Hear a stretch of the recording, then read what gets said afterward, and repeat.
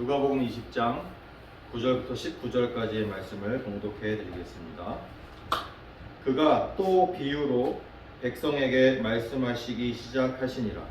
한 사람이 포도원을 만들어 농부들에게 새로 주고 타국에 가서 오래 있다가 때가 이르매 포도원 소출 얼마를 바치게 하려고 한 종을 농부들에게 보내니 농부들이 종을 몹시 때리고 거저 보내었거늘 다시 다른 종을 보내니 그도 몹시 때리고 능욕하고 거저 보내었거늘 다시 세 번째 종을 보내니 이 종도 상하게 하고 내쫓은지라. 포도원 주인이 이르되 어찌할까? 내 사랑하는 아들을 보내리니 그들이 혹 그는 존대하리라 하였더니 농부들이 그를 보고 서로 의논하여 이르되 이는 상속자니 죽이고 그 유산을 우리의 것으로 만들자 하고 포도원 밖에 내쫓아 죽였느니라. 그런즉 포도원 주인이 이 사람들을 어떻게 하겠느냐? 와서 그 농부들을 진멸하고 포도원을 다른 사람들에게 주리라 하시니 사람들이 듣고 이르되 그렇게 되지 말아지이다 하거늘 그들을 보시며 이르시되 그러면 기록된 바 건축자들의 버린 돌이 모퉁이의 머릿돌이 되었느니라 함이 어찌미냐.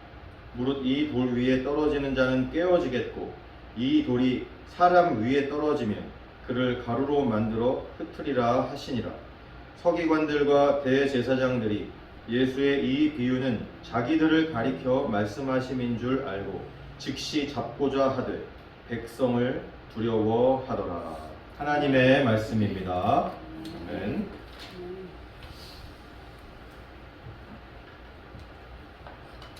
할렐루야. 한 주간도 건강히 잘 지내셨습니까? 네. 저희가 누가복음 말씀을 가지고 계속 설교를 하고 있는데 누가복음이 이제 조만간 끝납니다. 8월 중으로 마치고 이제 다음에는 아마도 사도행전을 하게 되지 않을까 이렇게 생각을 하고 있습니다. 올 연초에 교회를 개척하면서 하나님께서 저에게 주신 말씀이 다니엘서 누가복음 그리고 사도행전 이렇게 주셨어요. 그래서 주신 그대로 구체적으로 말씀을 묵상하는 가운데 어떤 말씀 메시지를 주실지는 저도 이제 기도를 더 해봐야 알겠지만 연초에 주신 감동 그대로 계속해서 나아가려고 합니다. 여러분들도 계속 기도해 주시기 바랍니다. 그래서 오늘은 누가복음 20장에 있는 방금 읽어드린 본문을 가지고 주보에도 나와 있지만 누가 주인인가 라는 제목으로 함께 말씀을 나누기를 원합니다. 누가 주인입니까? 누가? 여러분 누가 주인입니까? 정답을 다 아시죠? 그죠? 네. 누가 주인인지 다 알고 계시죠. 근데 문제는 정답을 다 알고 있는데 우리도 정말 그렇게 그분이 주인인 것처럼 살고 있는가? 이것이 문제죠. 답은 다 알고 있지만 정말 우리가 그분을 주님으로 정말 그렇게 생각하며 살아가고 있는가? 그것이 우리가 지금 바라보고 있는 문제인 것입니다. 성경을 보면 예수님께서 많은 것을 비유로 가르치셨어요. 그죠? 되게 많은 비유의 내용들이 나옵니다. 근데 오늘도 또 역시 비유의 말씀을 하고 계세요. 오늘 말씀은 예수님께서 성전에서 가르치시고 계실 때에 대제사장들과 서기관들, 다시 말하면 유대 종교 지도자들이 예수님께 나와서 얘기를 하는 거예요. 아니 도대체 당신이 무슨 권위를 가지고 무슨 권세를 가지고 누가 허락을 해서 지금 이런 말들을 하고 이런 일들을 하고 있습니까? 이렇게 물어보는 상황이에요. 이렇게 따지고 있는 상황에서 예수님께서 하신 비유의 말씀이 오늘 본문의 말씀입니다. 우리가 본문 방금 읽었지만 포도원이 나오죠. 그죠? 포도원 비유라고도 하는 이 말씀을 통해서 예수님께서는 누가 진짜 주인인가를 우리에게 가르쳐 주시고 계십니다. 오늘 9절부터 우리가 읽었는데 제가 다시 읽으면서 여기서 도대체 예수님이 무엇을 말씀하고 계신지 한 가지씩 살펴보기를 원합니다. 9절에 보니까 그가 또 이 비유로 백성에게 말씀하시기 시작하시니라. 한 사람이 포도원을 만들어 농부들에게 새로 주고 타국에 가서 오래 있다가. 이 포도원 주인은 누구를 비유하시는 것 같아요? 누굽니까? 하나님. 포도원 주인은 하나님을 빗대어서 말씀하시는 거예요. 그럼 농부들은 1차적으로는 지금 이 말씀을 듣고 있는 이스라엘 사람들이고, 또 아까 제가 얘기했지만 대제사장들과 서기관들을 얘기를 하는 유대 종교 지도자들을 빗대어서 하시는 말씀이에요. 그리고 지금은 이 시대를 살아가는 우리들에게도 하시는 말씀인 줄로 믿습니다. 우리가 농부예요. 주인은 하나님이세요. 하나님. 근데 이 주인인 하나님께서 포도원을 만들어서 농부들에게 새로 주셨대요. 그러면 포도원은 농부의 것입니까? 하나님의 것입니까? 하나님의 것이죠. 그죠? 주인의 것이죠. 포도원은 당연히 주인의 것이죠. 땅 문서를 주인이 가지고 있는 거죠. 그럼 주인이 그 농부들에게 잠시 맡겨둔 것이에요. 그래서 옛날에 우리가 남의 땅을 경작을 해가지고 이렇게 농사를 져서 먹고 사는 사람들을 우리가 소장농이다 이런 말을 했었어요. 기억나십니까? 소장농. 그래서 자기가 소출 얼마를 자기가 쓰고 먹고 일부를 주인한테 내는 그런 식으로 했잖아요. 그죠? 소장농이에요. 소장농. 이 농부들은 주인이 잠시 맡겨둔 거예요. 언제까지 맡겨뒀습니까? 언제까지 맡겨뒀죠? 계약이 끝날 때까지. 보통 우리가 소작을 할 때 1년이면 1년, 몇 년이면 5년이면 5년, 10년이면 10년 이렇게 계약을 하고서 약속을 하고서 이렇게 땅을 빌려서 농사를 짓는 거잖아요. 그러니까 이게 때가 정해져 있다는 거예요. 다시 돌려줘야 되는 때, 주인에게. 주인이 돌아오는 때까지만 잠시 포도원을 맡아서 농사를 짓고 있는 거예요. 이것은 영적으로 이 세상의 마지막 때를 의미하기도 합니다. 주님이 오시는 그날, 우리의 진짜 주님 예수 그리스도께서 다시 오시는 그날까지 이 포도원을 잠시 맡겨 주신 것입니다. 이 비유가 상당히 유명한 비유예요. 그래서 어떤 교회는, 한국에도 유명한 교회는 이 포도원 비유에 따라서 교회 이름을 지었어요. 포도원 교회. 들어보셨습니까? 이 비유가 얼마나 유명하고 얼마나 중요한 비유면 교회 이름까지 포도원 교회다 이렇게 했어요. 이 비유는 마태복음에도 나오고 마가복음에도 나오는 비유입니다. 마태복음에 보면은 조금 다른 말이 나와요. 오늘 누가복음과는. 마태복음에 보니까 예수님이 이렇게 비유를 시작하세요. 한 비유를 들으라. 한 집 주인이 포도원을 만들어 산 울타리로 두르고 거기에 즙 짜는 틀을 만들고 망대를 짓고 농부들에게 새로 주고 타국에 갔더니. 무슨 얘기예요? 그냥 포도원을 맡겨주고 간 게 아니라 산 울타리로 두르고 즙 짜는 틀도 만들고 망대도 세우고 막 이렇게 준비를 철저히 주인이 잘 해놓고 농부들이 자기가 없는 동안에 포도원을 잘 경작하고 잘 관리할 수 있게 만반의 준비를 다 해놓으시고 다 예비해 놓으시고 이렇게 타국에 갔다. 이런 얘기가 마태복음에만 나옵니다. 주인은 모든 것을 다 만들어 놓고 가셨어요. 여러분, 하나님께서 이 농부들에게만 포도원을 맡겼으니까 이 비유의 말씀처럼 아니에요. 우리들에게도 맡겨주신 포도원이 있다. 이렇게 말씀하시는 겁니다. 여러분이 맡고 계신 포도원이 있습니까? 땅 문서 있어요? 땅은커녕 집도 하나 없는데 무슨 포도원입니까? 이렇게 저한테 물어보실 수도 있겠죠. 하지만 성경은 오늘 비유를 통하여 말씀하고 계세요. 주인이신 하나님이 우리에게 맡겨주신 포도원이 있다. 그것이 뭡니까? 무엇이 나에게 맡겨주신 포도원입니까? 그것은 나의 시간입니다. 나의 시간, 그리고 나의 물질, 나의 인생, 나의 가족, 나의 직장, 나의 교회. 아멘. 하나님께서 우리에게 이러한 포도원을 맡겨두고 가신 것입니다. 그래서 오늘 말씀은 이런 관점에서 우리가 이해를 해야 되는 것이에요. 10절에 보니까 때가 이름에, 드디어 때가 이뤘어요. 때가 이름에 포도원 소출 얼마를 바치게 하려고 한 종을 농부들에게 보내니 농부들이 종을 몹시 때리고 거저 보내었거든요. 주인이신 하나님께서 이제 소작농들에게, 농부들에게 때가 돼서 이제 소출의 얼마를 받으려고, 그죠? 해마다 소출이 나오니까 소출의 얼마를 받으려고 자신의 종을 보냈어요. 여기서 종이 의미하는 바는 누굴까요? 종은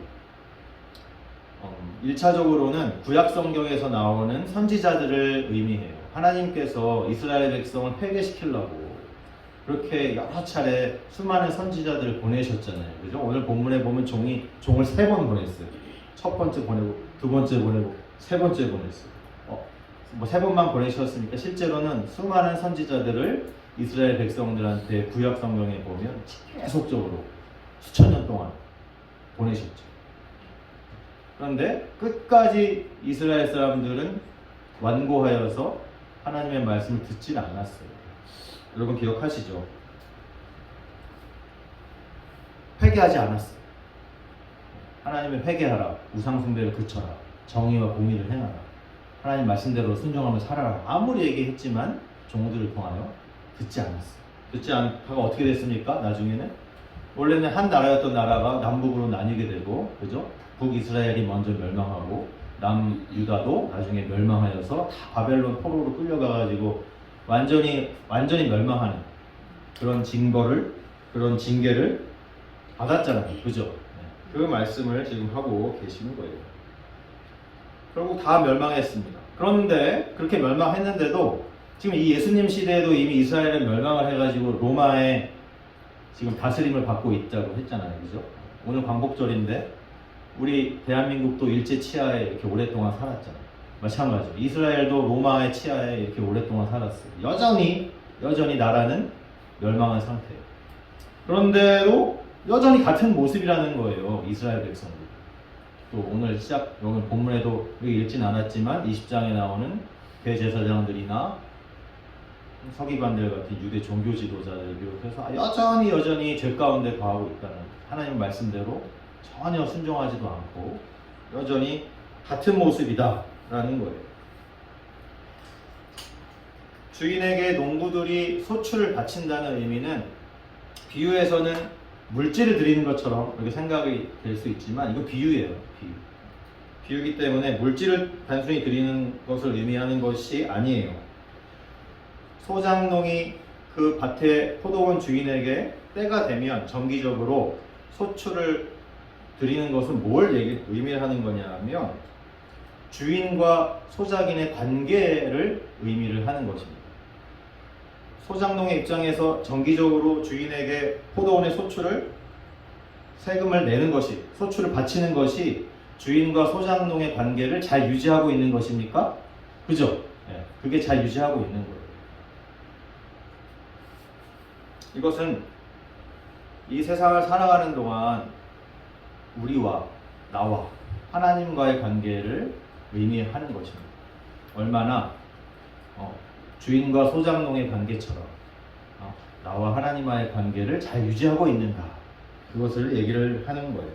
하나님을 진정한 주님으로 인정하는 관계를 잘 만들어가고 있는가, 그것을 의미하는 것이 바로 이 농부들이 때를 따라 소출을 주인에게 바친다는 의미인 것입니다.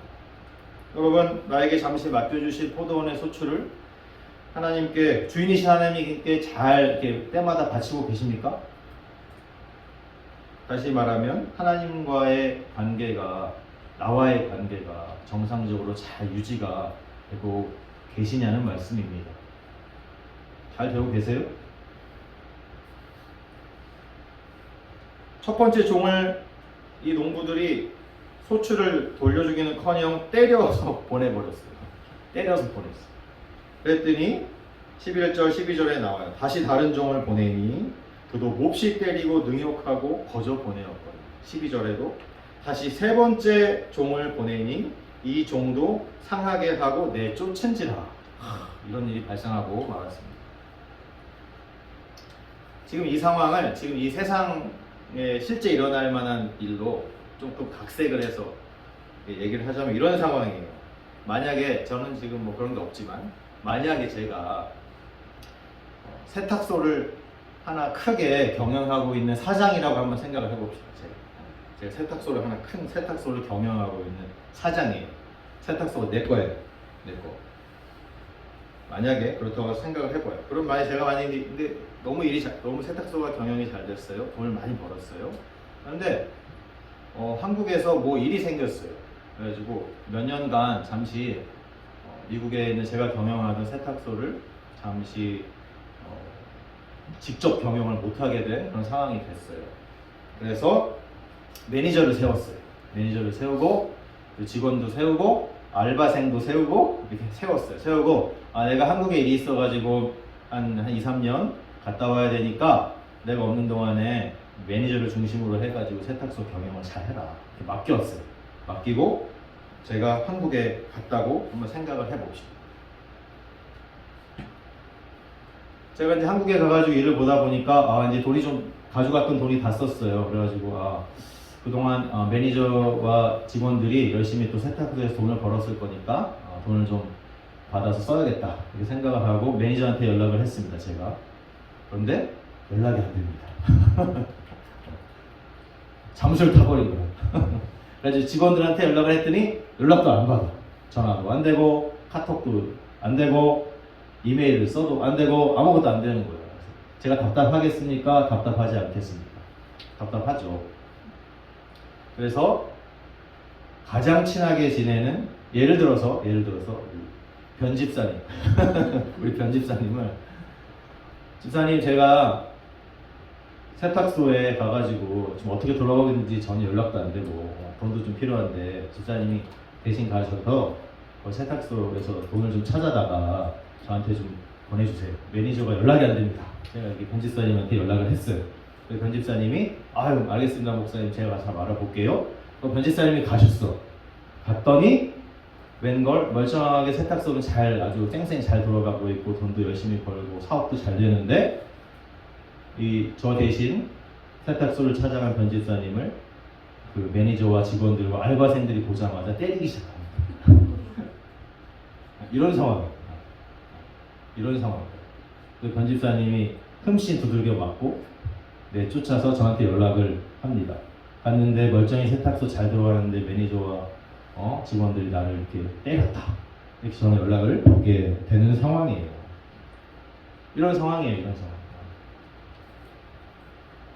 어떻게 해야 될까요? 도대체 진짜 실제로 이런 일이 일어난다면 어떻게 해야 됩니까?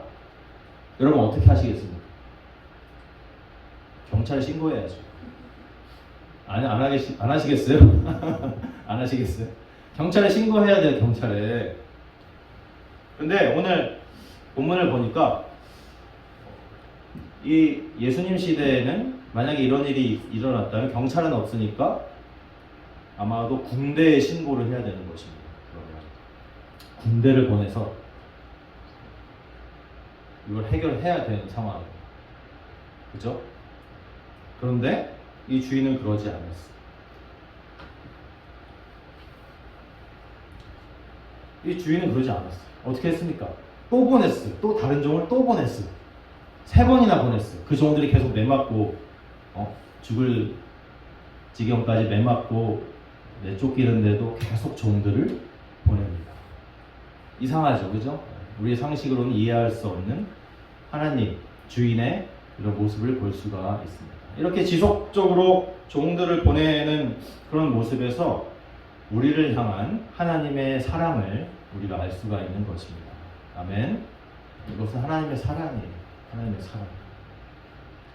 지속적으로 이스라엘 백성들이 하나님께서 보낸 여러 선지자들의 말씀을 거부하고 선지자들을 욕보이고 회개하라는 하나님의 말씀을 무시하고 그렇게 살아왔다는 것이죠. 지금 이 시대에도 마찬가지예요. 회개하라는 하나님의 말씀을 무시하는 사람들이 여전히 있습니다. 여전히 있고 포도원이 자기 건 줄로 알고 착각하며 살아가는 사람들이 여전히 있습니다. 여전히. 하나님께서 나에게 맡겨주신 자신의 인생을 내 거라고 생각을 하는 거예요. 이 시대에도 여전히 하나님께서 보내시는 종들이 있을까요? 있습니다. 있죠. 그죠? 뭐 예를 들면 여러분 앞에 있는 저 같은 사람이 그죠? 그런 하나님이 보내신 종이 될 수 있지 않겠습니까? 그죠? 하나님의 말씀을 전하는 목사들.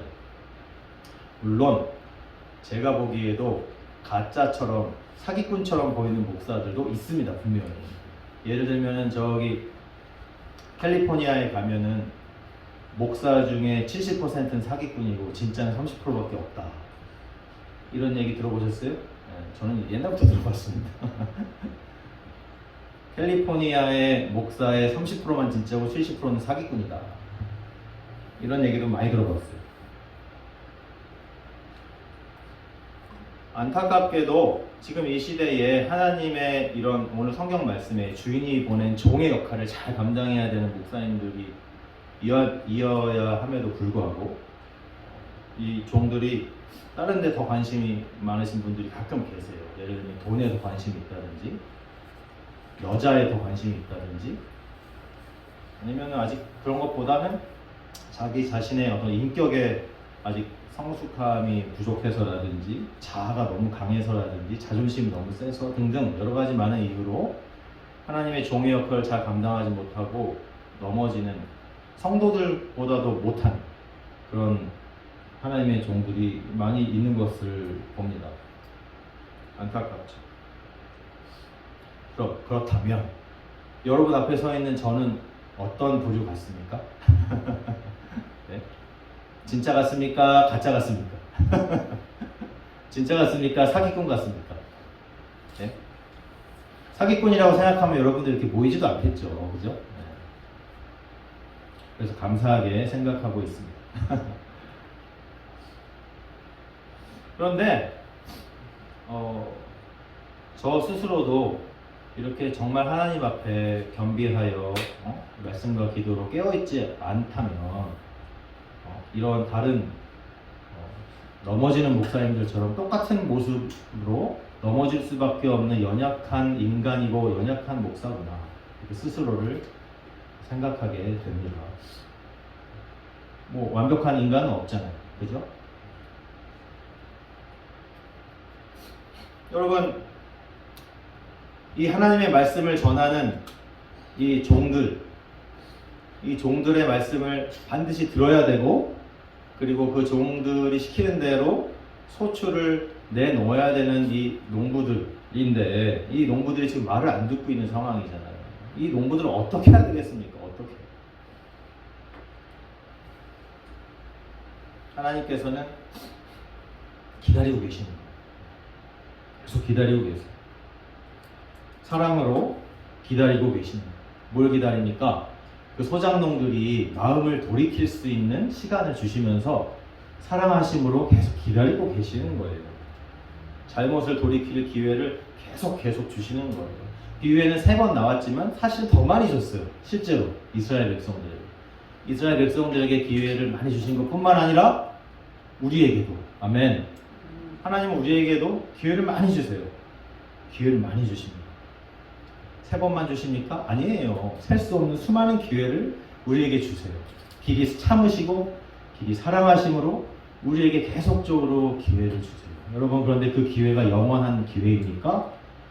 그렇지 않아요. 때가 있다. 때가. 언제까지? 주인이 다시 돌아올 때까지만. 하지만 그때까지는 길이 참으심으로 사랑으로 계속적으로 기회를 주시는 하나님을 우리가 알 수가 있습니다. 오늘 비유에 나오는 이 포도원 주인이 그런 마음이에요.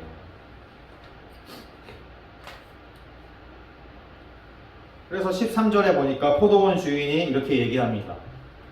어찌할까? 내 사랑하는 아들을 보내리니 그들이 혹 그는 존대하리라 하였더니. 내 사랑하는 아들이 누굽니까? 네, 여러분 아시는 예수님이에요. 그래서 예수님을 이제 보내시는 거예요. 하나님의 아들이신 예수 그리스도. 근데 오늘 13절에 보면 포도원 주인이 이르되 어찌할까? 여러분 어찌할까? 이런 단어가 나와요.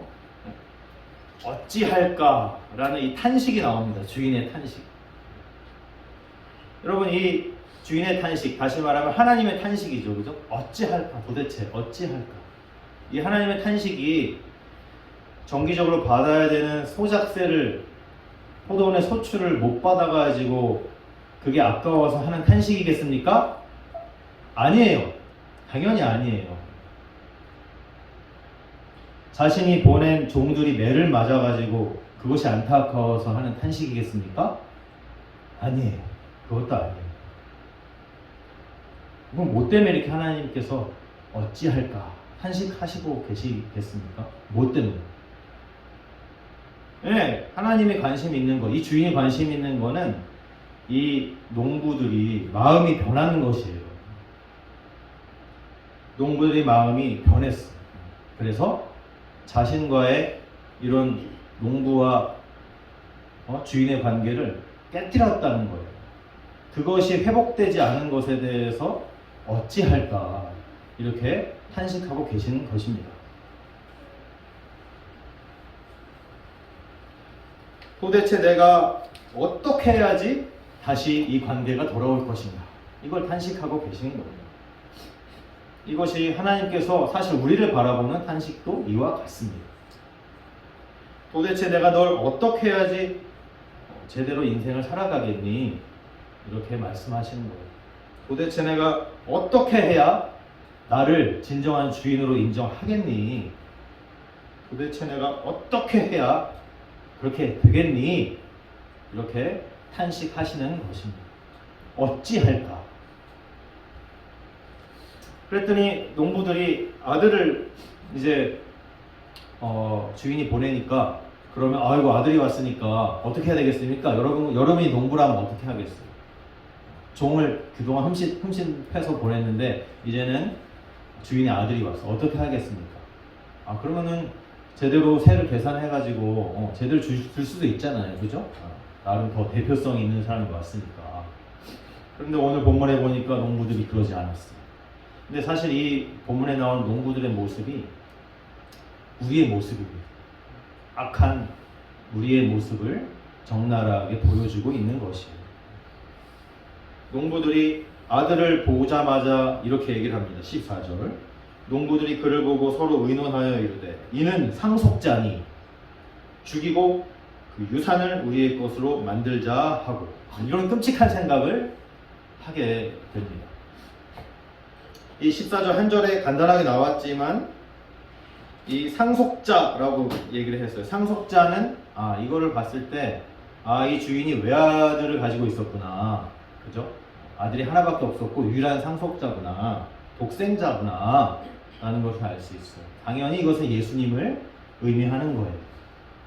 그런데 이 농부들의 생각을 우리가 한번 생각해 보면 이렇게 얘기를 했어요. 농부들이 이는 상속자니 죽이고 그 유산을 우리의 것으로 만들자.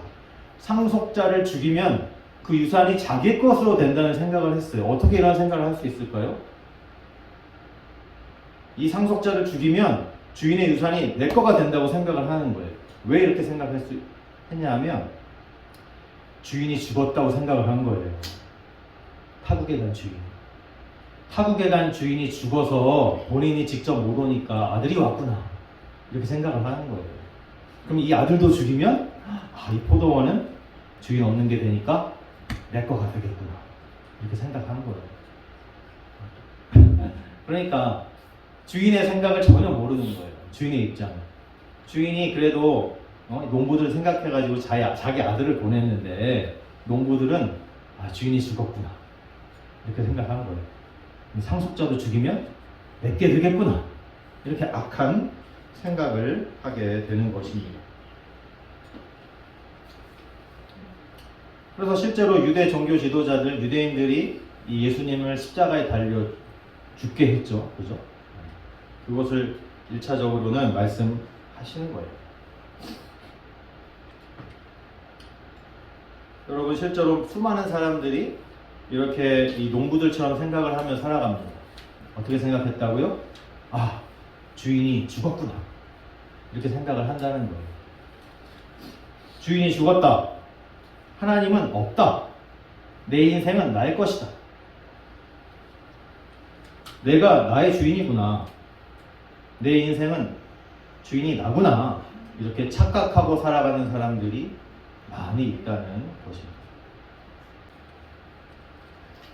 그래서 사람이 우리가 착각하는 게 있어요. 착각하는 게 뭐냐면 수많은 사람들이 착각하는 게 내가 내 스스로 열심히 잘 노력을 해서 뭔가 잘 하면은 내 인생을 정말 내 것으로 만들 수 있구나. 이렇게 착각을 한다는 거예요. 그렇게 여러분 이제 인생을 많이 어느 정도 사신 분들도 많이 계시잖아요. 그죠? 아마 더 잘 아실 거라고 생각합니다. 인생을 돌아보시면 내가 열심히 해가지고 내가 머리를 써서 아무리 노력을 해도 내 인생을 내 마음대로 할 수가 없구나 라는 것을 깨닫는 것 아니겠습니까? 아멘. 인생은 둘 중에 하나예요. 하나님의 것으로 나의 인생을 인정하고 잘 관리하면서 청지기적인 삶을 잘 살든지, 아니면 사탄 마귀의 종노릇을 하며 살든지, 둘 중에 하나입니다. 근데 많은 사람들이 착각하는 게 뭐냐면 내가 무슨 사탄 마귀의 종노릇을 해? 그냥 내 인생 내가 설계해서 내가 멋지게 사는 거지? 이렇게 착각을 하는 거예요. 내 인생을 내 맘대로 살고 멋지게 스스로 노력하면서 내 인생을 내가 주인으로서 산다는 말은 돼요. 그럴싸해 보입니다. 하지만 실제로는 그렇게 되지 않는다라고 성경은 말씀하고 있어요. 내가 나의 주인인 삶은 결국에는 사탄 마귀의 종노릇을 하게 된다는 거예요. 성경은 밝게 말씀하고 있습니다. 주인이신 하나님을 인정하며 청지기적으로 살든지, 아니면 사탄 마귀의 종으로 살든지. 여러분, 이 둘 중에 우리의 선택은 뭐 당연한 거죠. 그죠? 누가 사탄 마귀의 종처럼 살고 싶어 합니까? 그랬더니 15절에 보세요. 포도원 밖에 그 아들을 내쫓아 죽여버렸어요. 농부들이. 포도원 주인이 이 사람들을 어떻게 하겠느냐 그랬어요. 그랬더니 16절에 예수님이 말씀하세요. 와서 그 농부들을 진멸하고 포도원을 다른 사람들에게 주리라 하시니, 사람들이 듣고 이르되 그렇게 되지 말아지이다 하거늘. 예수님이 벌써 이런 비유를 하니까 이 포도원 농부들 다 진멸하고 포도원 딴 사람들한테 줘야지 어떻게 하겠니? 이렇게 하니까 그걸 듣고 있는 사람들이 그렇게 되면 안 됩니다. 이렇게 얘기를 하는 거예요. 다급했어요. 오늘 지금 이 비유를 특히 누가 듣고 있었습니까? 종교 지도자들이었던 대제사장들과 서기관들이 들고 있었어요. 그 사람들이 하는 말이에요. 예수님한테. 그렇게 되면 안 됩니다. 이렇게 얘기를 하는 거예요.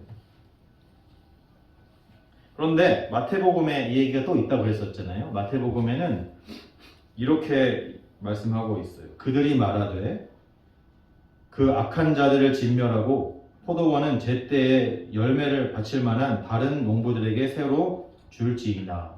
이렇게 사람들이 말한 것처럼 이렇게 마태복음에서는 기록을 하고 있어요. 어쨌든 예수님이 말씀하셨던, 사람들이 말씀하셨던 중요한 거는 당시 기득권을 잡고 있던 대제사장들이나 서기관들, 종교 지도자들은 그렇게 되면 안 됩니다 라고 얘기를 했다는 거예요. 농부들을 진멸하고 포도원을 다루는 사람들에게 주리라 그랬는데 실제로 이렇게 됐습니다. 실제로 이렇게 됐어요. 실제로 AD 70년에 로마의 군대가 예루살렘을 함락을 하고 성전을 완전히 불태우고 무너뜨려 버렸죠. 이것은 이제 물리적으로, 실제 역사적으로 그렇게 일어났고, 영적으로도 그래요. 영적으로 이 농부들을 진멸하고 포도원을 다른 사람들한테 준다는 말은 예수님을 통한 구원의 은혜가 이스라엘에게, 유대인들에게 임하지 않고 이방인들에게, 다른 사람들에게 먼저 임하였다라는 그런 말씀을 하시는 거예요. 그 덕에 우리가 먼저 예수님 믿고 이렇게 신앙생활 하는 거 아니겠습니까? 이것은 또 다른 관점에서 보면은 하나님께서 맡겨주신 것을 이 청지기로서 잘 다스리고 관리하지 못한 사람들이 마지막에 어떻게 되는가, 그것을 경고하시는 무서운 말씀이기도 합니다. 하나님의 것을 잠시 맡고 있는 청지기로서 주인이신 하나님과의 관계를 잘 유지하는 것이 얼마나 중요한가를 우리에게 가르쳐주고 계신 것입니다. 예수님이 말씀하세요. 사람들이 그렇게 되면 안 됩니다 라고 이렇게 얘기를 하니까 예수님이 말씀하세요. 17절에 그들을 보시며 이르시되 그러면 기록된 바 건축자들의 버린 돌이 모퉁이의 머릿돌이 되었느니라 함이 어찌미냐. 여러분 이게 무슨 말인지 아십니까? 많이 들어본 말씀이죠, 그죠? 많이 들어본 말씀. 이것은 시편 118편 22절에 나온 말씀을 예수님이 인용하신 거예요. 제가 21, 22, 23절을 읽어볼게요. 시편 118편. 주께서 내게 응답하시고 나의 구원이 되셨으니 내가 주께 감사하리이다. 건축자가 버린 돌이 집 모퉁이의 머릿돌이 되었나니 이는 여호와께서 행하신 것이요 우리 눈에 기이한 바로다. 이것이 무슨 말입니까? 구원의 날을 선포하는 시편이에요. 건축자가 버린 돌이 뭐예요? 건축자가 버린 돌이 예수님을 말하는 거예요. 그럼 건축자는 누굽니까? 누가 예수님을 버렸습니까? 유대인들이 버렸어요. 유대 지도자들, 종교 지도자들. 그 사람들이 예수님을 길가의 돌짝처럼 그냥 버려버렸어요. 그것이 바로 건축자가 버린 돌, 예수님을 얘기를 하는 거예요. 그런데 쓸데없어서 버린 돌인데 나중에 알고 보니까 그 돌이 쓸데없는 돌이 아니라 집을 건축하는데 가장 중요한 머릿돌과 같은, 다시 말하면 온 인류를 구원하실 메시아구나 이분이. 이것을 비유적으로 말씀하시는 거예요. 그냥 쓸데없어서 유대인들이, 이스라엘 백성들이 버린 그 쓸데없는 돌이 온 인류를 구원할 진정한 메시아였구나 라는 것을 비유하는 말씀이 바로 이 버린 돌이니 모퉁이 돌이니 이런 비유 말씀이에요. 이 비유의 말씀을 사도행전에서 확실하게 풀어서 말씀하고 계세요. 사도행전 2장 36절. 그런즉 이스라엘 온 집은 확실히 알지니 너희가 십자가에 못 박은 이 예수를 하나님이 주와 그리스도가 되게 하셨느니라. 아멘. 확실하게 설명해 주고 계십니다. 여러분, 예수님이 머릿돌이신 걸 믿으십니까? 아멘. 구원의 머릿돌이십니다. 구원의 머릿돌. 이 구원의 머릿돌이신 예수님은 동시에 우리 인생의 머릿돌이심을 믿으시기 바랍니다. 아멘. 그것이 무엇을 의미하는 거예요? 우리 인생의 주인은 바로 예수 그리스도시다. 아멘. 18절에 예수님이 이어서 돌에 대한 얘기를 하시는데 좀 무서운 얘기를 하십니다.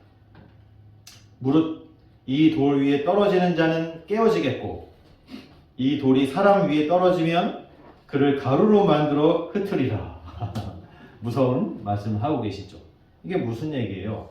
이렇게 너희들에게 버림받았던 돌, 건축자들이 버렸던 이 돌이 알고 보니까 가장 중요한 머릿돌이었는데 이 가장 중요한 머릿돌이 예수님이 마지막 때에는 심판의 돌로 임하실 것이다. 그런 말씀을 하고 계시는 것입니다. 그랬더니 이 얘기를 듣고 나서 오늘 본문 마지막 절에 서기관들과 대제사장들이 예수의 이 비유는 자기들을 가리켜 말씀하신 줄 알고 이제 안 거죠. 뜨끔했죠. 그러고 나서 뭐라고 그랬어요? 즉시 잡고자 하되 예수님을 잡으려고 했어요. 못 잡았습니다. 왜냐하면 백성을 두려워하더라. 오늘 본문이 이렇게 끝납니다. 이 서기관들과 대제사장들, 그리고 아까 그렇게 포도원 농부들을 진멸하고 포도원 다른 사람들한테 주면 안 됩니다. 그렇게 되지 말지어다. 이렇게 얘기했던 사람들. 이 사람들은 전형적으로 하나님과의 관계, 포도원 주인이신 하나님하고의 관계가 이렇게 어그러져 있는, 깨어져 있는 사람들의 전형적인 모습입니다. 전형적인 모습. 이 사람들은 오늘 본문 마지막에 어떻게 끝나요? 백성을 두려워하더라. 여러분, 하나님을 두려워해야 됩니까? 사람을 두려워해야 됩니까? 하나님을 두려워해야죠. 하나님. 주인이신 하나님을 두려워해야 되는데 이 사람들은 사람을 더 두려워하고 있는 것입니다. 하나님의 시선을, 하나님의 보시는 하나님의 눈을 신경 쓰는 것이 아니라 다른 사람들의 시선을 더 신경 쓰고 있는 거예요. 하나님이 나를 어떻게 생각하고 계신가 보다 사람들이 나를 어떻게 생각하고 있는가가 더 중요한 거예요. 여러분, 누구를 더 두려워하시겠습니까? 하나님을 더 두려워하시고 하나님의 시선을 더 신경 쓰시기를 바랍니다. 오늘 이 포도원의 이 비유를 지금 예수님이 말씀하고 계신데, 이 포도원 비유는 사실 구약에서도 상당히 유명한 비유 중에 하나예요. 이 비유를 예수님이 그냥 말씀하신 게 아니에요. 유대인들이 너무너무 잘 알고 있는 이사야서 5장에 보면은 포도원 비유가 또 있습니다. 그게 원래 오리지널 포도원 비유예요. 거기에는 뭐라고 하나님이 말씀하셨냐 하면, 하나님께서 포도원을 만드셨다 이렇게 얘기를 해요. 포도원을 만드시고 거기에다가 아주 그냥 아무 데나 만든 게 아니라 아주 기름진 땅에, 기름진 산에다가 땅을 파가지고 손수 돌을 다 제하고 거기다가 극상품 포도나무를 내가 심었다 이렇게 말씀하세요.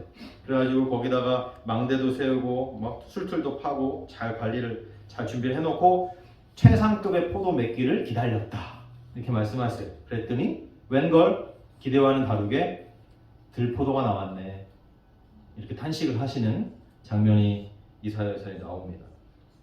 내가 좋은 포도 맺기를 진짜 오랫동안 기다렸는데 이렇게 아무짝에도 쓸 수 없는 들포도를 맺으면 어찌미요 이렇게 한탄하시는 장면이 나와요. 그러면서 하나님이 어떻게 하시기로 다짐하냐면, 내가 이 포도원을 울타리를 걷어서 먹힘을 당하게 해버리고 담을 헐어서 짓밟히게 하고 완전히 그 포도원을 황폐하게 만들어 버리겠다 이렇게 하나님이 말씀하세요. 그러면서 친절하게 이 비유가 뭘 말씀하시는지도 설명하고 계세요. 여호와의 포도원은 이스라엘 족속이요 그가 기뻐하시는 나무는 유다 사람이라 이렇게 얘기해 주고 계세요.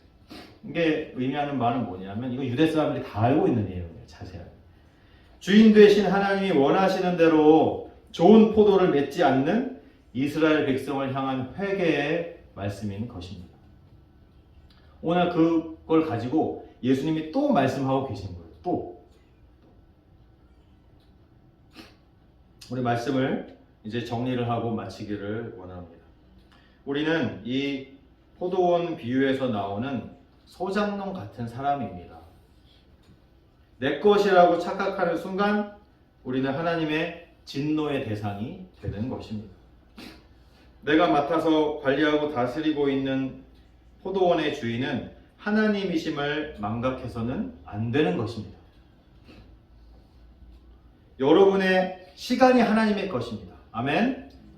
여러분의 물질이 하나님의 것입니다. 여러분의 가정이 하나님의 것입니다. 여러분의 직장이 또한 하나님의 것입니다. 그리고 하나님께서 허락하신 여러분의 이 교회가 바로 하나님의 것인 줄로 믿으시기 바랍니다. 아멘. 여러분, 저는 이 교회 담임 목사예요. 제가 착각하기 가장 쉬운 것이 뭐냐면, 이 교회가 혹시 내 건가? 이렇게 착각하기 제일 쉬운 사람이 누구입니까? 바로 저입니다. 저를 위해서 더 기도해 주셔야 됩니다. 담임 목사인 저도 이 교회가 내 건 줄로 착각하지 않겠습니다. 혹시 잠시라도 내가 누려왔던 모든 것이 내 것이라고 생각했었다면 그러한 착각에서 이제는 완전히 헤어나와야 하는 것입니다. 그리고 회개해야 하는 것입니다. 그래서 다시 우리의 진정한 주인이신 하나님께로 우리의 마음을 돌이켜야 하는 것입니다. 이렇게 우리에게 잠시 맡겨주신 하나님의 것들을 충성된 청지기로서 잘 관리하시기를 바랍니다. 아멘. 그래서 주님께서 다시 오시는 그날에 마지막 때에 잘하였도다 충성된 종아 이렇게 칭찬받게 되시는 저와 여러분들이 다 되시길 주님의 이름으로 축원드립니다. 아멘.